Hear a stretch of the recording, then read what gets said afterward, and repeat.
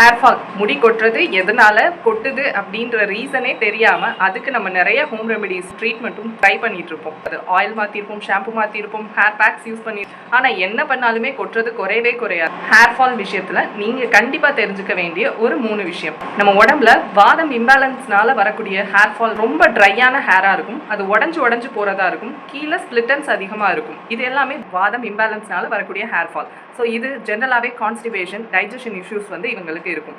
பித்தம் ஹீட்னால வரக்கூடிய hair fall, ஜென்ரலாகவே ஹீட் அதிகமாகிறனால பாடியில் உள்ள ஹேர் ஃபாலிகல்ஸ் எல்லாமே வந்துட்டு கொட்ட ஆரம்பிக்கும். அதுவும் தலையில் உள்ள ஹேர்ஸ் ரொம்பவே விழுக ஆரம்பிக்கும். ஸ்கால்ப்பை தொட்டு பார்த்தோம் அப்படின்னா பயங்கர சூடாக இருக்கும். இவங்களுக்கு ஹேர் வந்துட்டு ஆயிலியாக இருக்கும், பட் ஸ்கால்ப் வந்து பயங்கர ட்ரையாக தான் இருக்கும். இன்னொரு மெயினான விஷயம் என்னன்னா, பால்னஸ்ன்னு சொல்லக்கூடிய வழுக்கை வந்து இவங்களுக்கு ரொம்ப காமனாக இருக்கும். அதே மாதிரி அரைமுடி கிரே ஹேரும் கண்டிப்பாக இவங்களுக்கு இருக்கும். இது எல்லாமே பித்தத்தினால வரக்கூடிய ஹேர் ஃபால்.